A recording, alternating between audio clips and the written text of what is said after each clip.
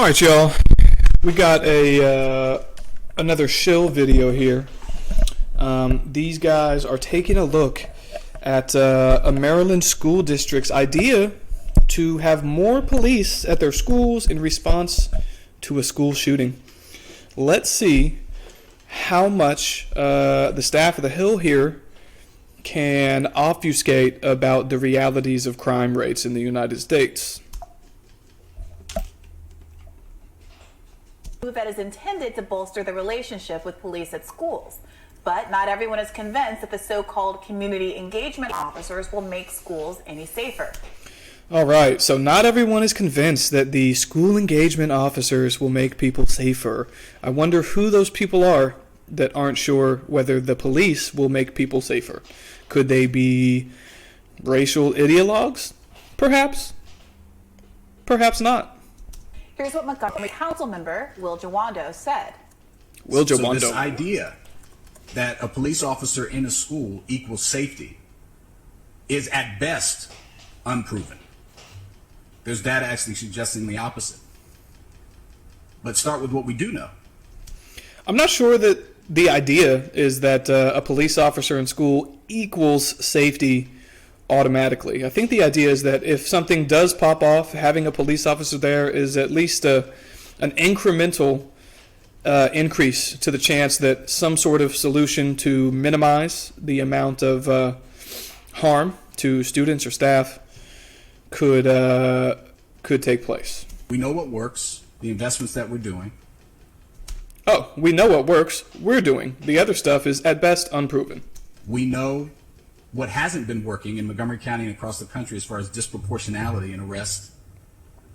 Those are the things we know. So keep that disproportionality in mind. He mentions Montgomery County, but he also mentions across the country.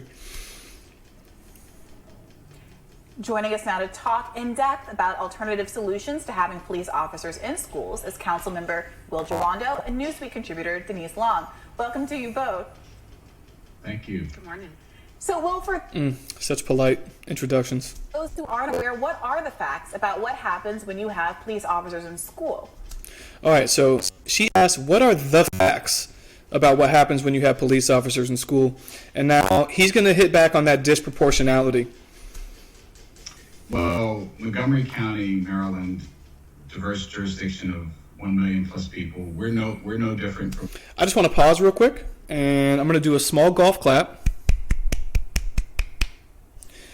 because they've got a diverse school district, and that's a victory in and of itself. Most of the country, where you see high disproportionality in who is arrested and engaged and entered into the criminal justice. When you see something that says Democratic strategist, just you can read that as a communist activist. System by police officers in schools.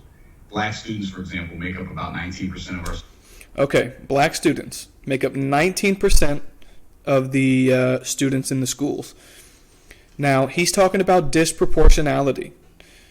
Student body population, and we have the 14th largest school district in the country, about 160,000 Irrelevant. students. But they accounted over the last 4 years for over 50% of the arrests. Whoa, 20% versus 50%.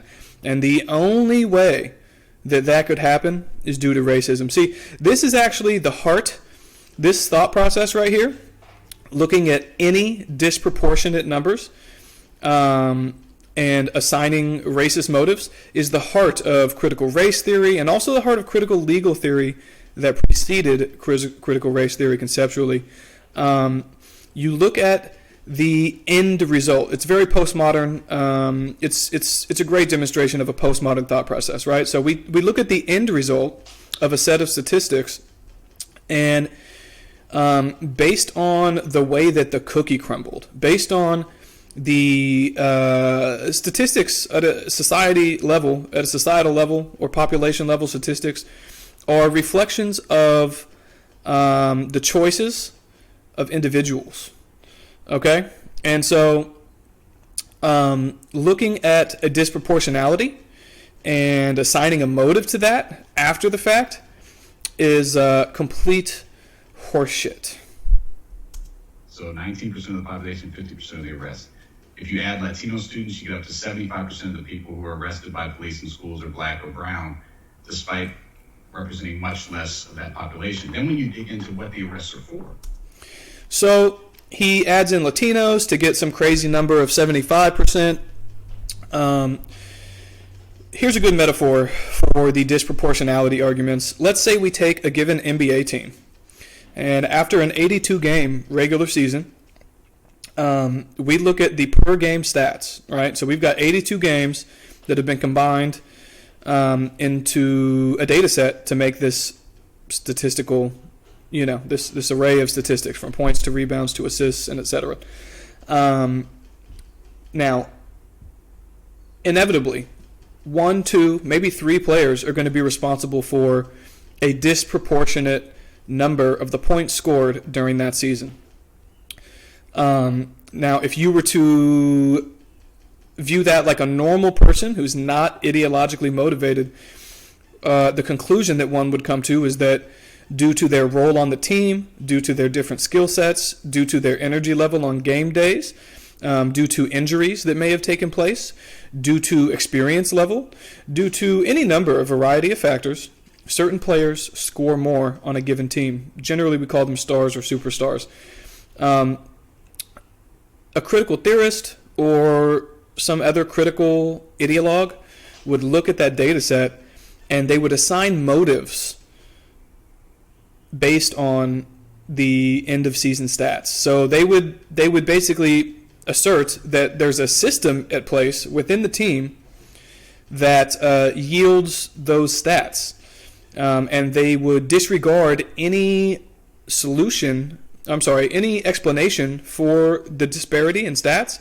They would disregard as a system that is designed specifically to bring about the disproportionality. Disruption, fighting, things that many of us did, low-level drug possession. All right, so disrupting the class is in a group with fighting and low-level drug possession, and they're things that many of us did. And things that are happening with all kids. And students with disabilities are also disproportionately. Oh, they have disabilities, therefore all their agency is removed and they're not capable of breaking rules? That sounds kind of ableist.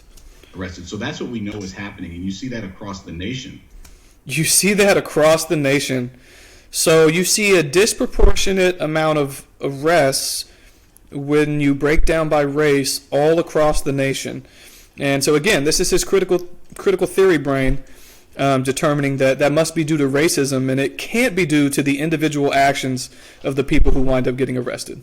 And we know also, as I mentioned in those comments, that police actually don't prevent mass shooting events.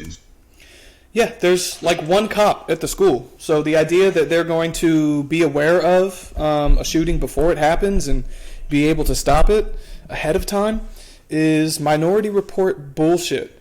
And no one who isn't making a super ideologically motivated argument would ever assert that it's some sort of failing of law enforcement to not be able to prevent mass shootings ahead of time. There's a lot of other things that do, and we can get into that, but I think it's important to note we all want our kids safe. I have 4 children in the system. The last thing I want is them to be in harm's way. It's the question of how to produce that safety, and there are much better ways to do it. Social workers prevent mass shootings better than police. Counselors prevent mass shootings better than police. Investments in wraparound services. Wraparound services prevent school shootings better than police. This is all according to Mr. Jawandi. Those are the things that are really going to keep kids safe and reduce interpersonal conflict, which is really the starting point of a lot of this. Yeah, I think there's going to be a lot of agreement during this segment. That's specifically because Robby's a pussy. And when he's on a panel with 3 black people, the chances of him saying, is it possible that the black kids and Latino kids are breaking the rules more, is precisely 0. I repeat, Robby's a pussy. I agree with everything you just said. I did a lot of reports. He agrees with everything he just said. He doesn't have anything there including the basic bullshit disproportionality argument that he wants to take issue with. And this fucking lady in the bottom right corner loves the fact that he agrees with everything. Look at that smart. A few years back on police in schools, and I was interested in like when it started, and it looked to me like from. So what Robby's trying to do here is hide behind doing a Google search. He's basically saying that, look, I'm not going to bring up that there could be a racial disparity in who's committing the violations that result in arrest or suspension or whatever. But he did do a Google search, and he's going to tell us about the history of police in schools. In the research so going back to the 1970s, you would have not found a police officer in any school in America. Mm-hmm. And now, today, something like half of all public high schools have a police officer. And that's because of racism. And what my major concern is that, and it's just as you said, Will, that disciplinary issues that ought to be handled by and would have been handled by counselors, teachers, parents, principals now become criminal justice matters. Right. So again, he's talking about fighting and drugs. Now, to be clear, most of the time, I don't think that high school fights should necessarily result in criminal charges. I mean, kids will be kids to a certain extent. Now, I'm not going to go, full ideologue and say that, knife fights are just knife fights and all teenagers do them. These fucking people will, but I won't. So yeah, I mean, school fights, should a kid be involved in the criminal justice system? I think maybe a scared straight approach is good after a school fight, but at the end of the day, a fight is a fight, and if a kid gets seriously injured in a fight at school, that's no different than a bar fight or any other kind of physical altercation where someone gets hurt and criminal charges result. I mean, the idea that, Robby is just going to brush off fighting and also low-level drug possession in schools is a little bit hilarious. But again, he's a pussy, so. The earlier you start involving people in the criminal justice system, the worse their social outcomes, professional outcomes, everything is going to be for them. Hey, maybe they should think about not involving themselves in the criminal justice system by not fucking bringing guns to school or drugs. What are your thoughts on this subject, Denise?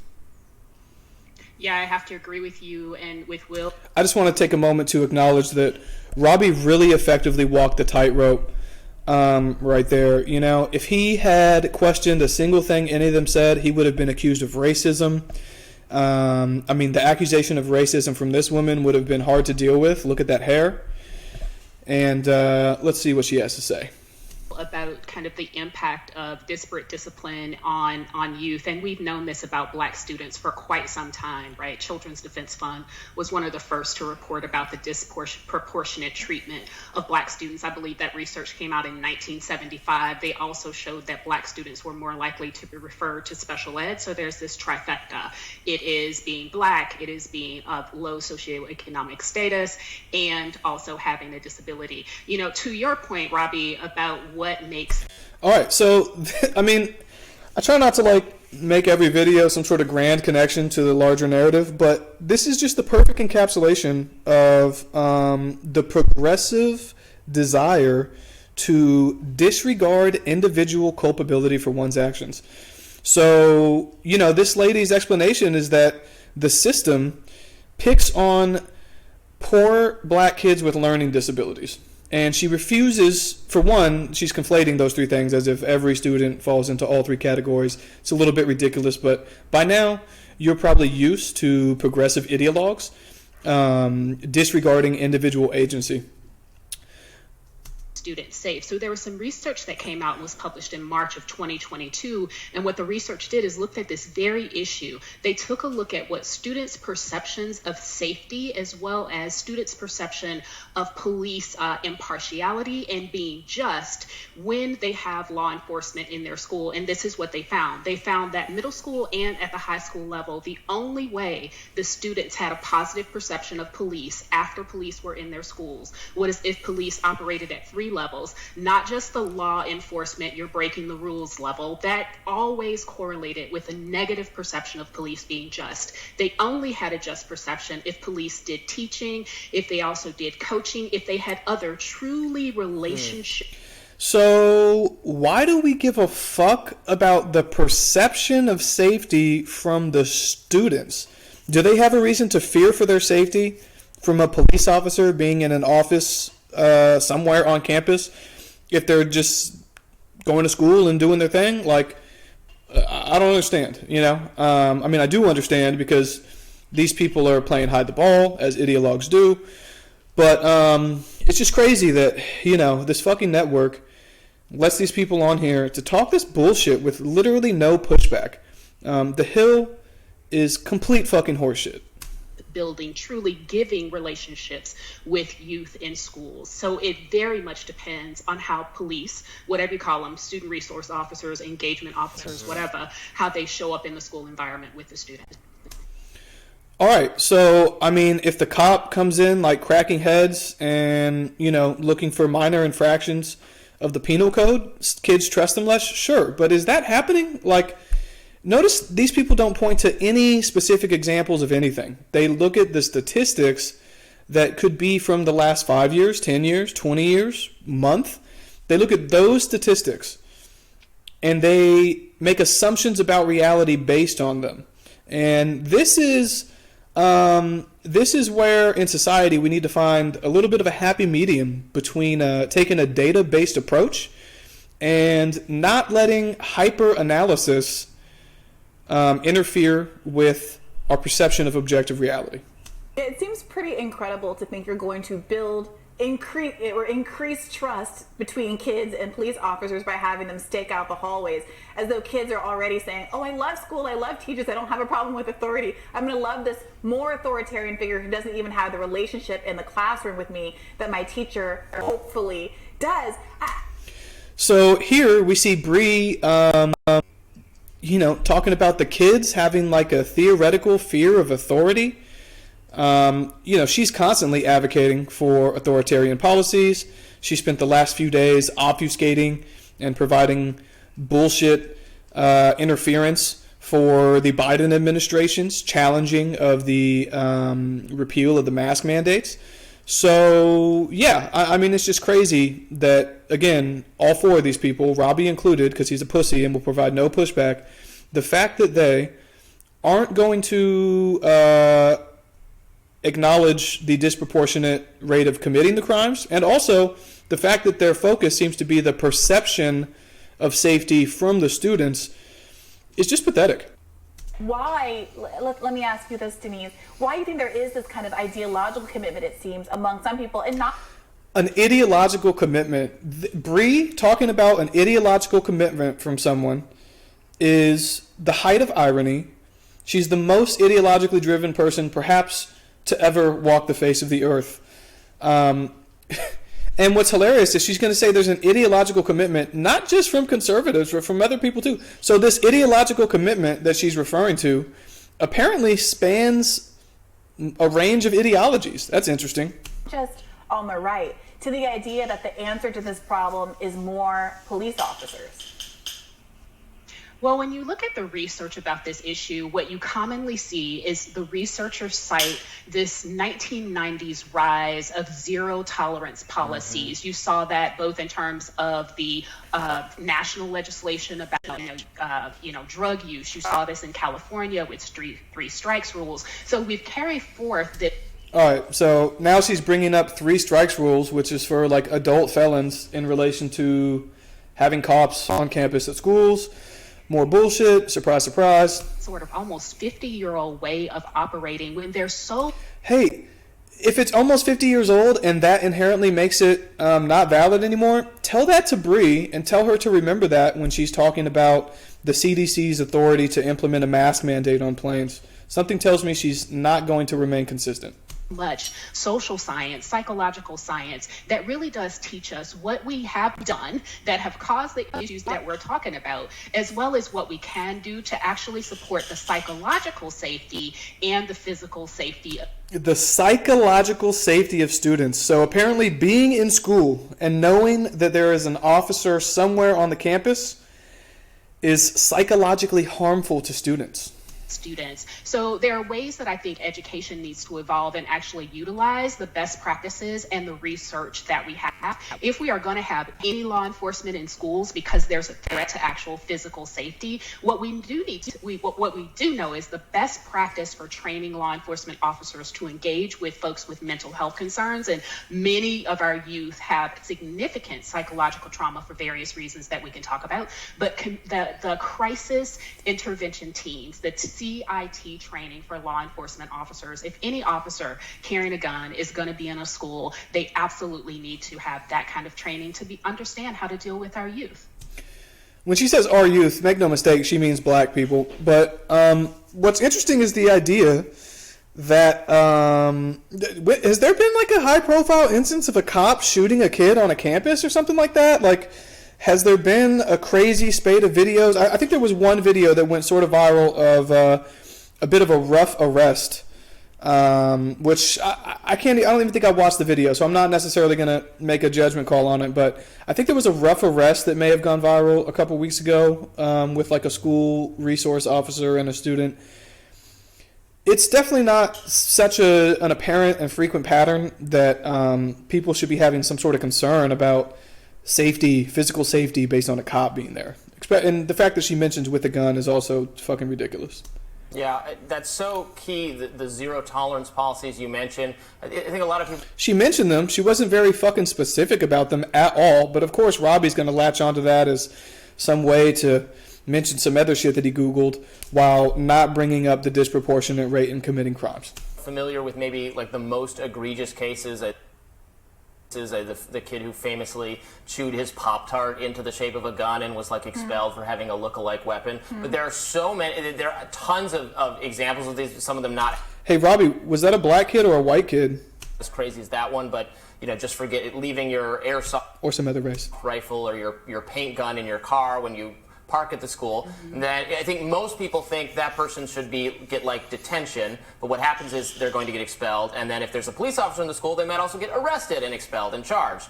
And it's a total lack of proportionality. Will, you mentioned, Wow, they're beating the proportion and its various iterations to death in this segment. When I was in school, when you were in school, kids were allowed to screw up and be punished in proportion to their failing, and then to learn from that mistake and then grow as young people and move past it. So Robby's bullshitting here. He's not that fucking old. And I don't know where the fuck he grew up, but I guarantee you that if a kid on his campus was committing crimes with any sort of regularity, there would have been a legal issue with that. I don't know if he's aware that juvenile detention facilities exist, and they exist specifically because there's not some unwritten rule where people can't break the law before they turn 18. That's very arbitrary, and someone should actually tell him that sometimes even people on murderers who are 17 are sometimes tried as adults. And so no, you don't automatically get like 1,000 passes because you do shit before you're 18. Sorry. And we're just with police in schools, with zero tolerance, also... Police in schools, zero tolerance, police in schools, they have guns. Has anyone mentioned any specific action from police? The one lady at least vaguely referred to crisis intervention training. Has anyone mentioned any specific instance where the presence of a police officer has led to some negative outcome?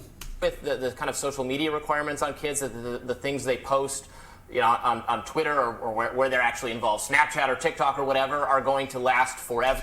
Let's just fill in some fucking time, Robby. Just fill in time. Keep naming some other fucking social media sites. We need to stretch this segment out, so just keep saying things. And are going to get them in trouble later. I'm not sure there are necessarily policies to address this, but certainly socially, I think we're becoming very unforgiving of young people or of expecting of them things that are totally unreasonable and were not expected of any generation prior to this one. Like what? It's a good point. I mean, it's one of the reasons when I first introduced the bill to remove police officers from schools, because they had been in schools for 20 years, and then we removed them for about 6 months, and now we had a shooting, a horrible shooting. 2 students got in a conflict, and 1 student shot another in a bathroom. Thankfully, both the student is alive. And that was... Oh, it's good that the guy who shot the guy is alive. Wow, we're glad he made it. Caused this kind of snapback. But we introduced 3 special appropriations, one for restorative justice training to get all of our 40 middle schools and all the staff in those buildings. That's how, like, when conflict does happen. Hey, restorative justice. How is that working out in San Francisco? Is there like a recall taking place because the chief prosecutor has a dedication to restorative justice? Is Robby going to push back on the idea of restorative justice at all? Let's find out. And how do you resolve it in a way that the person who's harmed gets restored, and you talk to the person who did the harm about what they did, and they understand, and there's very process. So how would restorative justice resolve the situation where one student shoots another student in a bathroom? How do you restore the bullet wound of the victim there? And we've expanded that training. We also did therapeutic services and the like. The most frustrating thing about this issue with me is, and I said it earlier this week in the clip that you played, we know what works. We know if our counselors, our kids. So this guy just said that they took police officers out of school for 6 months, and in that time they had a shooting. And now he's saying that we know what works. So if we were thinking like him, we would look at 6 months worth of statistics from not having police on campus, and we'd say that there's a disproportionate amount of shootings taking place in bathrooms, and we'd say the system needs to change because it's unfair. They are begging us for mental health supports, and we know if we give them to them, that is going to help them. We know if they give them a trusted adult. And not that a police officer... If we give them a trusted adult, okay? The kid is supposed to have a trusted adult already, and it's either the woman, the biological woman whose vagina he slid out of, or the biological man from whose nutsack he sprung forth from, okay? So the child in school not having a quote-unquote trusted adult is not a fucking issue that the school needs to be handling. I'm sorry. Parents need to be the trusted adults for their own children. Can't be a trusted adult. This is the other part that I think happens with this issue. They can, but their job is to be law enforcement primarily. And if you give them some training, they're not a youth development specialist. And there are better trained adults that can actually reduce interpersonal conflict and help kids. And that's the thing. And I'm all for the programmatic engagement, things like after-school basketball, co-teaching, drunk driving seminars, where you reduce and remove the enforcement opportunity. Because having good community police relations is a good goal. It's just not the goal in an enforcement capacity in the schools. That's where it's inappropriate. Right.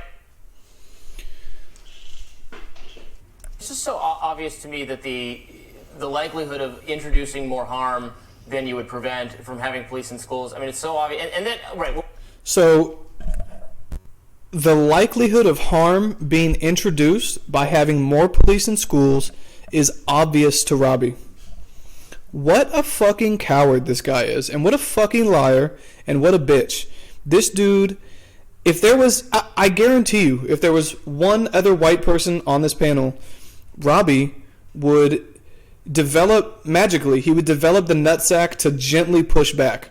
But because he is totally outnumbered here by 3 people who are race activists and complete ideologues, he's just going to puss out. And he is just going to act like law enforcement serves no purpose whatsoever and makes a situation more dangerous. Talking about what we imagine is that in the absolute worst case scenario, a mass shooting in a school, which happens actually very rarely, you would want to have a police officer so they could prevent it, but how many cases do we have of that actually happening? Famously, in the Parkland shooting, the school resource officer, he hid. He didn't do anything. Yeah, I'm curious, Will, what happened in that instance? Wow, Robby's so fucking indignant and disgusted. Crazy.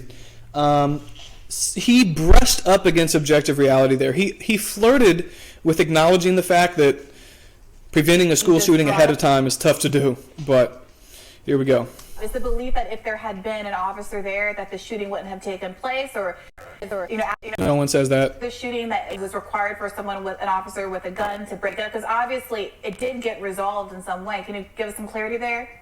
Yeah, well, and I think it's one of the schools are a microcosm of our larger society, right? When we Sure, bro. Sure.